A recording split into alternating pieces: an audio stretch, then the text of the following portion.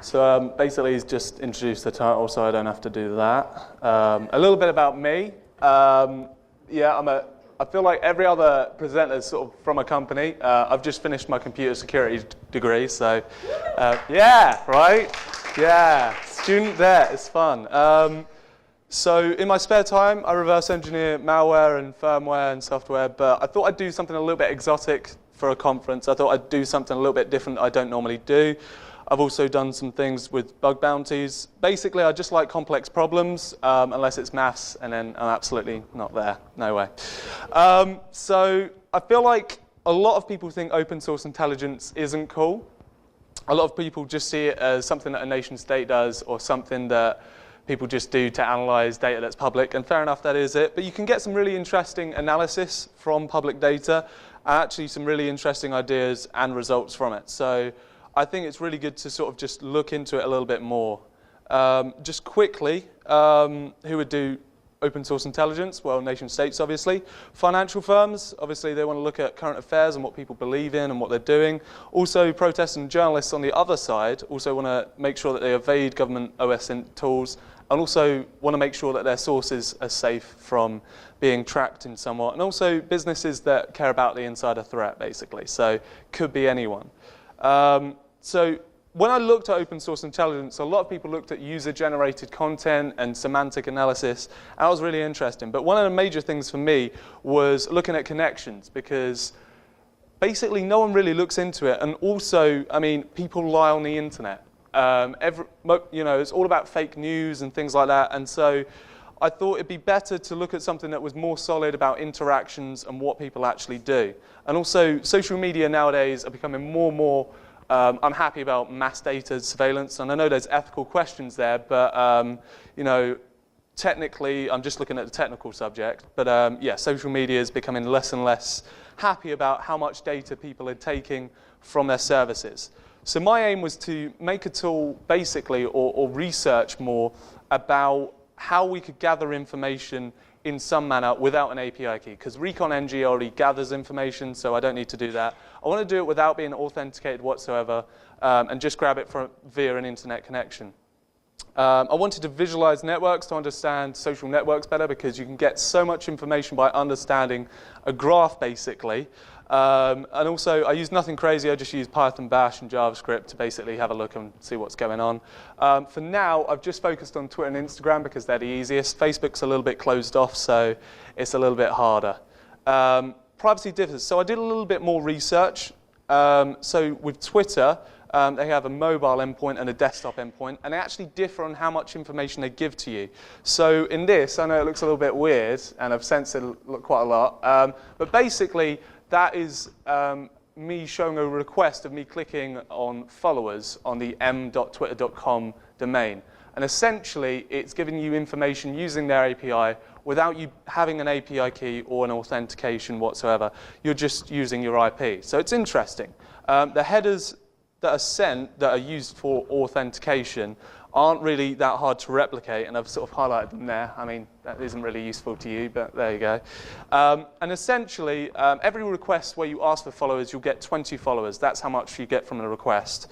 And you get a limit within the API. This is the same if you register an application, 15 requests in 15 minutes. So that's every minute, essentially. And I just calculated that you could get 10.5 million follower entries without any registration, obviously, without the API key. You could do this with one IP. You could do it with multiple IPs, and that would be really interesting. But that was something that I looked at and saw that on a desktop, if you try and look at what the person's followers is, essentially it just says you need to sign up. So it's interesting to see the difference, because if you do a little bit more reconnaissance on understanding what sort of platform they're on, or different versions of social media, they can actually output information that is sort of weak to their privacy design. And so what I did with social media is I searched for interactions like retweets, likes, reblogs, whatever it is.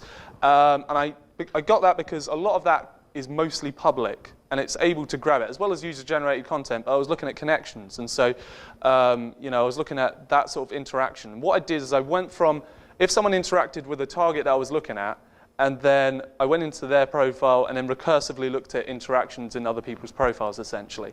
And I used a certain threshold to find what I call connection loops, which is essentially from a target trying to see the connections go all the way round to the original target. So that's what it did. Now on Instagram, that's a map of 10,000 connections, and one of the targets is right in the middle. Now the nodes sort of make it a little bit hard to see, but essentially it's quite a weird looking graph. If I remove the nodes and add what I done to basically show people being connected, so the red lines are essentially going back to other people, more than 3 connections where they connect to each other. And although that doesn't say they're friends or anything, it means that they're associated in some way, and there's a lot of different applications that you can see. And also it's interesting to see that some of these actually go right back to the middle from the edge. So we see at the bottom left, there's quite a lot at the bottom of that network, although there's only 10,000 connections. But at the top right, there's virtually nothing going on there. So it's quite interesting to have a look at that and sort of analyze that in some manner. If you zoom in, I know it's relatively weird to see. I've not exactly done a great job to provide, but essentially if you zoom in, you can see smaller circles within others. And I did a little bit of research outside of information security where essentially someone said that humans can only maintain around 150 human relationships. And, you know, not close friends, you know, you probably have like 3 friends or 1 friend or something like that, but actually being able to maintain a relationship or working relationship is around 150.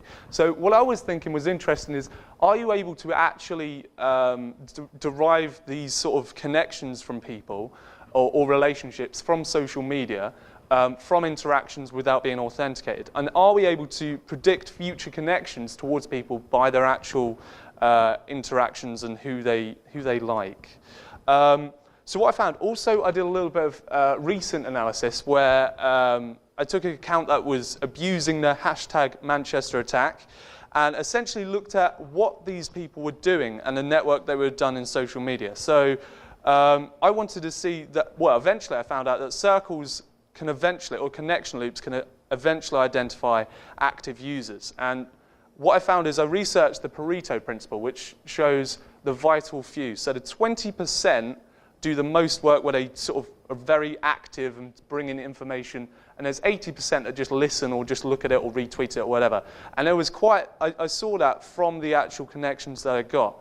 And I also saw that as little as 3 connections, so you know, someone interacts with someone else, that you get such a view as anti-Islam or something that is quite extremist in nowadays content.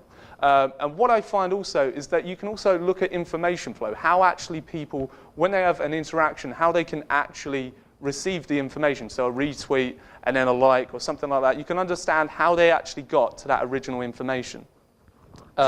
And also, sometimes social media is a network of silos. So there's the theory of a filter bubble where people just look at things that they want to see, essentially. And that came across as quite obvious as well through what I saw on my research as well. And what I did is I crawled every day. So I put it all into a database, essentially, and I crawled and then left it. So if I kept doing that every day, you could actually compare the results as well and look at the differences and see what sort of different ways people flowed information.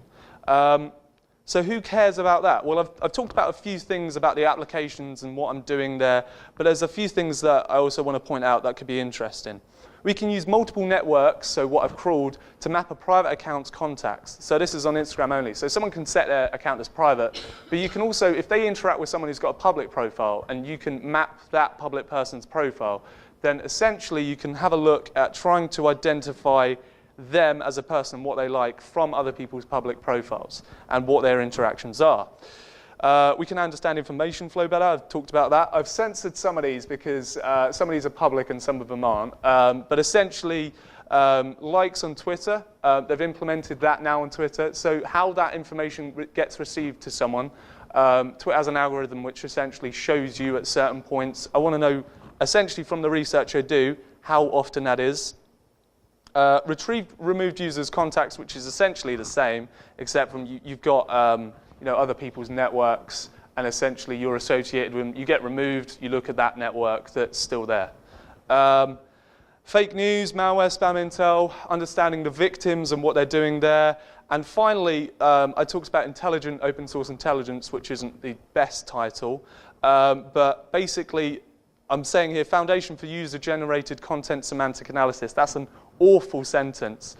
But basically what I'm saying is concentrating on, once you've got a connection loop, or a circle, as I say, concentrating on the people that are in there. So if we look at a picture there, oh no, it's all the way back, isn't it? So these are in red, these are part of the connection loop. Concentrating and looking at their user-generated content instead of blindly just looking at everyone's content, which could be, you know, not very good, or they're lying of some sort. So thanks for listening to me talk very fast. I apologize. 15 minutes didn't seem a lot. If you've got any questions, that's fine, all good. If you haven't, I'll just walk off the stage and we'll end it here.